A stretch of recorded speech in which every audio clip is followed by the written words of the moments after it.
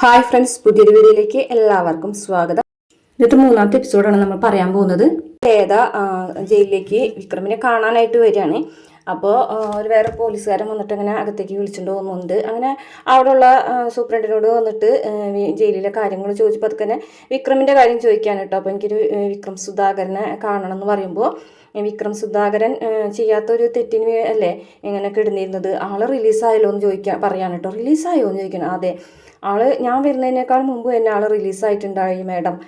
അത് ഒരു കെട്ടിച്ചമച്ച കേസാണെന്നുള്ളത് തെളിയിച്ചു. പിന്നെ മിസ്റ്റർ ഒരു ശങ്കരനാരായണനാണ് അദ്ദേഹത്തെ ഇറക്കിയതെന്നൊക്കെ പറയുന്നുണ്ട് കേട്ടോ. ഇതൊക്കെ കേട്ടിട്ട് ആകെ വേദ ഞെട്ടി നിൽക്കുകയാണ് കേട്ടോ. കാരണം ഇത്രയും ഇങ്ങനെ സംഭവിച്ചിട്ടും വേദന അച്ഛൻ അറിയിച്ചില്ലല്ലോ. അങ്ങനെ വേദ വണ്ടി കയറി ഉടനെ തന്നെ അച്ഛൻ്റെ നമ്പറിലേക്ക് വിളിക്കുകയാണ് കേട്ടോ. വേദന നമ്പർ കാണുമ്പോൾ തന്നെ എടുക്കാൻ ഒരു താല്പര്യമില്ലാത്തതോട് കൂടിയിട്ട് പോലെ ഫോൺ എടുക്കുകയാണ് കേട്ടോ ശങ്കരനാരായണൻ. അങ്ങനെ ഫോൺ എടുത്തിട്ട് ഹലോ അച്ഛ എന്ന് പറഞ്ഞിട്ടോ. എന്നിട്ട് എന്താ അച്ഛൻ്റെ ശബ്ദത്തിന് എന്തോ ഒരു വ്യത്യാസം പോലെ അത്ര സുഖമില്ലാത്ത രീതിയിലാണ് കേട്ടോ സംസാരിക്കുന്നത്. അപ്പോൾ ഒന്നുമില്ല, നീ കാര്യം പറയും അച്ഛാ. വിക്രം റിലീസായോ? വിക്രം എവിടെയുണ്ട്? എനിക്ക് വിക്രത്തിനെ കാണണം എന്ന് പറയാം കേട്ടോ. അന്നേരം പെട്ടെന്ന് തന്നെ ശങ്കരനാരായണൻ്റെ മനസ്സിലേക്ക് തരുണിൻ്റെ അമ്മ പറഞ്ഞ കാര്യങ്ങൾ വരികയാണ് കേട്ടോ.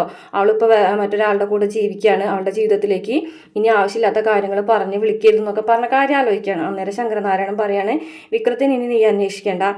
നീ എന്തിനാണ് വെറുതെ വിക്രത്തിനെ അന്വേഷിക്കുന്നത്? അവൻ അവൻ്റെ പാട്ടിന് നോക്കി പോട്ടെ, അവൻ അവൻ്റെ പാട്ടിന് വിട്ടേക്ക് എന്നൊക്കെ പറഞ്ഞു കണ്ടിട്ട് പറയാണ് കേട്ടോ. അന്നേരം ശങ്കരനാരായണനോട് അച്ഛൻ എന്താ ഇങ്ങനെയൊക്കെ പറയുന്നത്? എനിക്ക് വിക്രത്തിനെ കാണാൻ വേണ്ട, നീ ഇപ്പോൾ തൽക്കാലം വിക്രത്തിനെ അന്വേഷിക്കേണ്ടെന്ന് പറഞ്ഞിട്ട് എനിക്ക് തിരക്കുണ്ടെന്ന് പെട്ടെന്ന് കട്ട് ചെയ്യാണ് കേട്ടോ. അപ്പോൾ വേദിക്കൊന്നും കാര്യം മനസ്സിലാവുന്നില്ല. പിന്നെ കാണിക്കുന്നത് വിക്രവും സുധാകരൻ മാഷും കൂടിയിട്ട് പുറത്ത് ഇറങ്ങിയിരിക്കുകയാണ്. അന്നേരം സുധാകരൻ മാഷ് കടയിൽ നിന്ന് എന്തോ സാധനങ്ങളൊക്കെ മേടിക്കുകയാണ്. അപ്പോൾ വിക്രം അങ്ങോട്ട് മാറി നിൽക്കുകയാണ്. അപ്പോഴേക്കും ശ്രീകാന്ത് അവിടേക്ക് വരാനായിട്ട് ശ്രീകാന്ത് ചോദിക്കുന്നത് എന്താടാ കണ്ടിട്ടൊരു മൈൻഡില്ലാതെ നിൽക്കുന്നത് എന്നൊക്കെ ചോദിക്കുകയാണേ. അപ്പോൾ വിക്രം ഒന്നും ഇടാതെ നിൽക്കുന്നുണ്ട് കാണിച്ചിട്ട് ശ്രീകാന്ത് വീണ്ടും വിക്രമിനെ അങ്ങനെ ദേഷ്യപ്പിടിപ്പിക്കുകയാണ് കേട്ടോ. അപ്പോൾ വിക്രം പറയാണ്, തൽക്കാലം നിന്നോടുള്ള പകയൊന്നും ഞാൻ മറന്നിട്ടില്ല, എങ്കിലും എനിക്ക് തൽക്കാലം നിന്നോട് പ്രതികാരം ചെയ്യാൻ താല്പര്യമില്ല. എനിക്ക് വേദ എവിടെയാണെന്ന് കണ്ടെത്തണം. അതിനാണ് ഇപ്പം ഞാൻ തൽക്കാലം മുൻഗണന കൊടുക്കുന്നത്. നീയൊന്നും ഇപ്പം തൽക്കാലം എൻ്റെ മനസ്സിലില്ല എന്നൊക്കെ പറയാണ് കേട്ടോ. അങ്ങനെ പറഞ്ഞാൽ എങ്ങനെയാടേ ശരിയാവണതേ? നീ ഇറങ്ങ്, നിന്നെ ജയിലിലിട്ട് തന്നെ തീർക്കണം എന്നായിരുന്നു ഞങ്ങളുടെ ആഗ്രഹം. പക്ഷേ അപ്പോഴേക്കും നീ ജയിലിൽ നിന്ന് പുറത്തിറങ്ങില്ലേ? അതിനുള്ള ആൾക്കാരൊക്കെ ഞാൻ ഇപ്പം തൽക്കാലം റെഡി ആക്കിയിട്ടുണ്ട്. നീ അത് എന്തായാലും മേടിച്ചിട്ട് പോയാൽ മതി എന്ന് പറയും കേട്ടോ.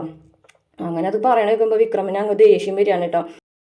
ഞാനായിട്ട് വേണ്ടാന്ന് വിചാരിച്ച കാര്യമാണ്. ഇപ്പം നീയായിട്ട് വേണമെന്ന് പറഞ്ഞ് വന്ന നിലയ്ക്ക് നിന്ന പിടിച്ചോന്ന് പറഞ്ഞു കണ്ടിട്ട് ഒറ്റ ചവിട്ടാണ് കേട്ടോ. പിന്നെ അങ്ങോട്ടും ശ്രീകാന്തിനെ പിടിച്ച് നല്ല അടി കൊടുക്കുന്നുണ്ട്. നല്ല അടി വെച്ചാൽ കാറിൻ്റെ മുന്നിൽ മലത്ത് എടുത്തിട്ട് അടിക്കണം. ഏട്ടാ നീ അറിയാൻ പോകുന്നേ ഉള്ളൂ എന്ന് പറഞ്ഞിട്ട് ആ ഗുണ്ടകളൊക്കെ വിളിക്കുകയാണ് കേട്ടോ. അപ്പോൾ അപ്പുറത്തും ഇപ്പുറത്തൊക്കെ കുറേ ഗുണ്ടകൾ വരികയാണേ. അപ്പോഴേക്കും ഇപ്പോൾ കടയിലെ ആൾ വന്നത് അതേ മോൻ വന്ന് വീണ്ടും തുടങ്ങിയോന്ന് ചോദിക്കുകയാണ് കേട്ടോ. അപ്പോൾ മാഷ് നോക്കുന്ന സമയത്ത് വിക്രം ഇങ്ങനെ അടി കൂടുന്നതാണ് കാണുന്നത് കേട്ടോ.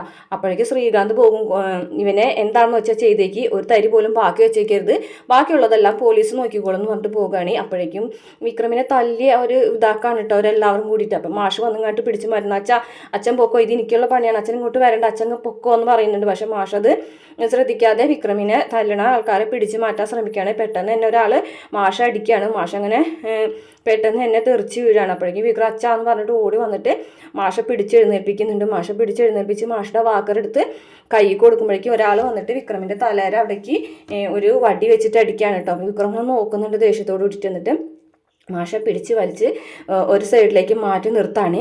അതിനുശേഷം വിക്രം അവരൊക്കെ അടിച്ചു ഒതുക്കാണ് കേട്ടോ. അപ്പോൾ ഈ സമയത്ത് വേദ അതിലേ കൂടെ വരുന്നുണ്ടാവും കേട്ടോ. ആ വഴി വരുമ്പോഴാണ് വിക്രം ഒരുപാട് ഗുണ്ടകളായിട്ട് റോട്ടിൽ കിടന്നിട്ട് അടി കൂടുന്നത് കാണാണ്. മാത്രമല്ല പോലീസുകാർ ഉടനടി വരികയും വിക്രമിനെ അറസ്റ്റ് ചെയ്ത് കൊണ്ടുപോവുകയും ചെയ്യുന്നത് ആ കാഴ്ച വേദ കണ്ടിട്ട് വേദയ്ക്ക് ആകെപ്പാടെ സങ്കടവും ദേഷ്യമൊക്കെ വരികയാണ് കേട്ടോ. അങ്ങനെ വിക്രം രാത്രിയാകുമ്പോൾ വിശ്വത്തിൻ്റെ കൂടെ വരികയാണ്. എൻ്റെ ഇത്ര നേരം വൈകിയെന്ന് ചോദിക്കുകയാണ്. അപ്പോൾ വിക്രമിനെ ഇറക്കിക്കൊണ്ട് വന്നാണ് വിശ്വം. അപ്പോൾ സാറില്ല, എന്തായാലും നിൻ്റെ വിധി ഇങ്ങനെ ആയാലോടാ, എന്ത് പറ്റിയടാ, എന്താടാ നിൻ്റെ ജീവിതം ഇങ്ങനെ ആയിപ്പോയത്? അച്ഛനിങ്ങനെ ഇമോഷണൽ ആവില്ല അച്ഛാ. എന്തായാലും ഞാൻ കുറച്ച് കാര്യങ്ങൾ തീരുമാനിച്ചിട്ടുണ്ടെന്ന് പറയട്ടോ. എന്താ എല്ലാവരും ഒന്നും മിണ്ടാത്തെന്ന് ചോദിക്കുകയാണ് കേട്ടോ. അപ്പോൾ വിക്രമും അച്ഛനും കൂടിയിട്ട് അവിടെ നിന്ന് മാറാനുള്ള തീരുമാനം എടുത്തിരിക്കുകയാണ്. അപ്പോൾ മോള് വന്നിട്ട് പറയുന്നുണ്ട്, എന്താ ചെറിയച്ചത്, 2-3 പോലീസുകാർ വന്നെന്ന് വിചാരിച്ചിട്ടാണോ ചെറിയച്ചൻ ഇങ്ങനെയൊക്കെ തീരുമാനങ്ങൾ എടുക്കുന്നത്? അതല്ല മോളെ, നീ ഇങ്ങനെ ഒന്നും സംസാരിക്കരുത്. ഞാൻ ചെറിയച്ഛൻ കുറച്ച് കാര്യങ്ങൾ മുൻകൂട്ടി കണ്ടിട്ടാണ് പറഞ്ഞതെന്ന് പറയട്ടെ. അച്ഛ പറയച്ച ഇവരോട് മാറി താമസിക്കരുത്, അച്ചാച്ചനെ കൊണ്ട് പോകരുതെന്ന് പറയച്ച എന്ന് പറയുന്നുണ്ട് കേട്ടോ. അച്ഛനൊന്നും പറയുന്നില്ല, വിഷയനൊന്നും പറയുന്നില്ല കേട്ടോ. അപ്പോൾ വിഷയനെയാണ് ഞാൻ ആദ്യം കാര്യങ്ങളൊക്കെ പറഞ്ഞ് മനസ്സിലാക്കിയെന്ന് പറയും. അപ്പോൾ നീ പഠിക്കുന്ന കുട്ടിയാണ്, നിനക്കൊരു പ്രൈവസി വേണം. നീ ഇങ്ങനെ ഹാളിൽ കിടന്ന് പഠിച്ച് ഹാളിൽ തന്നെ കിടന്ന് ഉറങ്ങുന്നതൊക്കെ ശരിയായിട്ടുള്ള കാര്യമില്ല എന്ന് പറയും കേട്ടോ. ഓ, എൻ്റെ പ്രൈവസിക്ക് വേണ്ടിയിട്ടാണോ നിങ്ങൾ ഇവിടെ നിന്ന് പോകുന്നത്? എനിക്കതൊന്നും ഒരു കുഴപ്പമില്ല, നിനക്കതൊരു കുഴപ്പമില്ലായിരിക്കും, പക്ഷേ ചെറിയച്ഛന് അതൊരു കുഴപ്പമാണ്. എന്തായാലും ഒരുപാട് ദൂരേക്കൊന്നുമല്ലല്ലോ പോകുന്നത്, നിങ്ങൾക്ക് ഞങ്ങളെ വീട്ടിലേക്കും വരാം, ഞങ്ങൾ നിങ്ങളുടെ വീട്ടിലേക്കും വരാമെന്നൊക്കെ പറയാൻ കേട്ടോ. അങ്ങനെ ഒരു വിഷമത്തോട് കൂടിയിട്ട് അപ്പം മോൾ ഇങ്ങനെ നിൽക്കുകയാണ് കേട്ടോ. സാറില്ല, ഇനി കുറച്ച് നാൾ കഴിയുമ്പോൾ നമ്മുടെ ഭാഗത്തു നിന്ന് എന്തെങ്കിലും ഒരു മോശമായിട്ട് വാക്ക് വന്നിട്ടുണ്ടെങ്കിൽ ചെറിയ അത് വിഷമാവും. അപ്പോൾ പിന്നെ ഇത് തന്നെ നേരത്തെ തന്നെ തീരുമാനിക്കുന്നത് നല്ലതാണെന്ന് വിശ്വനും പറയാണ് കേട്ടോ. പിന്നെ കാണിക്കുന്നത് വേദ വീട്ടിൽ വന്നിട്ട് പൊട്ടിക്കറിയാണ്. അപ്പോൾ റോട്ടി കിടന്ന് ഒരു തെരുവ് കൊണ്ടിനെ പോലെ തല്ലുകൂടുന്നത് ആ കാഴ്ച എനിക്ക് മറക്കാൻ പറ്റുന്നില്ല അമ്മയെന്ന് പറയാൻ കേട്ടോ. അപ്പോൾ തരുണിൻ്റെ അമ്മ ശരിക്കും കിട്ടിയ ചാൻസ് മുതലാക്കുകയാണ്. പിന്നെ മോളെന്താ വിചാരിച്ചത്, ജയിലിൽ പോയി കിടന്ന് മാനസാന്തരം വന്നിട്ട് നല്ല ആളായിട്ടുണ്ടാവുന്നതാണോ നീ വിചാരിച്ചത്? എനിക്ക് നീ പറഞ്ഞിട്ടുള്ള അറിവ് മാത്രമേ അയാളെ കുറിച്ചുള്ളൂ, എനിക്ക് വ്യക്തിപരമായിട്ട് അയാൾ അറിയുക പോലുമില്ല. പക്ഷേ ഇപ്പം മോള് പറഞ്ഞ കാര്യങ്ങൾ ഇട്ടിട്ട് അയാൾ ആ ജീവിതം മാറുന്നു തോന്നില്ല. ഈ ഒരാളെയാണോ മോള് ഗൗരി മോൾക്ക് അച്ഛനാണെന്ന് പറഞ്ഞ് കാണിച്ചു കൊടുക്കാൻ പോകുന്നത്? ഒരു ഗുണ്ടയായിട്ടുള്ള ഒരാളെയാണോ എന്നൊക്കെ ചോദിക്കുന്നുണ്ട്. അന്നേരം വേദയ്ക്ക് ഒരു മറുപടി പറയാൻ പറ്റുന്നില്ല. തൽക്കാലം മോള് ഇപ്പം ഗൗരി മോളെ ഇതൊന്നും അറിയിക്കേണ്ടെന്നാണ് എൻ്റെ ഒരു ചിന്ത എന്നൊക്കെ പറയും കേട്ടോ. പിന്നെ കാണിക്കുന്ന വേദ സങ്കടത്തോട് കൂടിയിട്ട് ഇങ്ങനെ വന്ന് കെടുക്കാനായിട്ട്. അപ്പോൾ തരുൺ വന്നിട്ട് കൊച്ചിനെ എല്ലായിടത്തും അന്വേഷിച്ച് നടക്കുന്നുണ്ട്. വേദയുടെ റൂമിൽ വന്ന് നോക്കുന്നുണ്ട്. അപ്പോൾ കൊച്ചിനെ കുളിപ്പിക്കുകയാണ് കേട്ടോ. അപ്പോൾ കുളിപ്പിക്കുന്നതിൻ്റെ ഇടയിൽ തരുണിൻ്റെ അമ്മ അങ്ങനെ ചോദിക്കുന്നു, മോൾക്ക് അച്ഛനെയാണ് ഇഷ്ടം അമ്മനെയാണ് ഇഷ്ടം എന്നൊക്കെ ചോദിക്കുകയാണ്. അന്നേരം കൊച്ചു പറയുന്നുണ്ട്, എനിക്ക് രണ്ടുപേരും ഒരേപോലെ ഇഷ്ടമാണെന്ന് പറയേ. അങ്ങനെ അതൊക്കെ കഴിഞ്ഞിട്ട് കൊച്ചിനെ കുളിപ്പിച്ചൊക്കെ കൊണ്ടുവന്ന് എല്ലാവരും കൂടി നിൽക്കുന്ന സമയത്ത് ഞാനൊരു തീരുമാനം എടുത്തിട്ടുണ്ട്. ആ തീരുമാനം ഇവിടെ പറയാൻ പോവുകയാണ്. തൽക്കാലം നമ്മൾ കുറച്ച് നാളത്തേക്ക് നാട്ടിലേക്ക് മാറി നിൽക്കാൻ പോവുകയാണ്. നമ്മുടെ നാട്ടിലെ വീട് അവിടെ എടുക്കല്ലേ എന്ന് പറയുകയാണേ. ആ സമയത്ത് കൊച്ചു ചോദിക്കുന്നുണ്ട് കേട്ടോ, ഗൗരിമോൾ ചോദിക്കുകയാണേ, നാട്ടിൽ വീടുണ്ടോ അച്ഛനെന്ന് ചോദിക്കുക. അതെ, അത് മോളുടെ അച്ചാച്ചൻ്റെ വീടാ, അവിടെ പോയിട്ട് കുറേ നാളായി, ഇനി നമുക്ക് കുറച്ച് നാൾ അവിടെ താമസിക്കാം എന്ന് പറയണേ. അപ്പോൾ പെട്ടെന്ന് തന്നെ ഞെട്ടിപ്പോവുകയാണ് കേട്ടോ വേദയും അമ്മയും. കാരണം തിരുവനന്തപുരത്ത്, അതായത് വിക്രമിൻ്റെ നാടല്ലേ. അപ്പോൾ എന്തായാലും അപ്പോൾ നിങ്ങൾക്ക് ജോലിയോ? ഞങ്ങൾക്ക് ആഴ്ചയിൽ ഒരു ദിവസം അങ്ങോട്ട് വന്നാൽ പോരെ, വീക്കെൻഡ് ആകുമ്പോൾ ഞാനും വേറെ അങ്ങോട്ട് വരാം.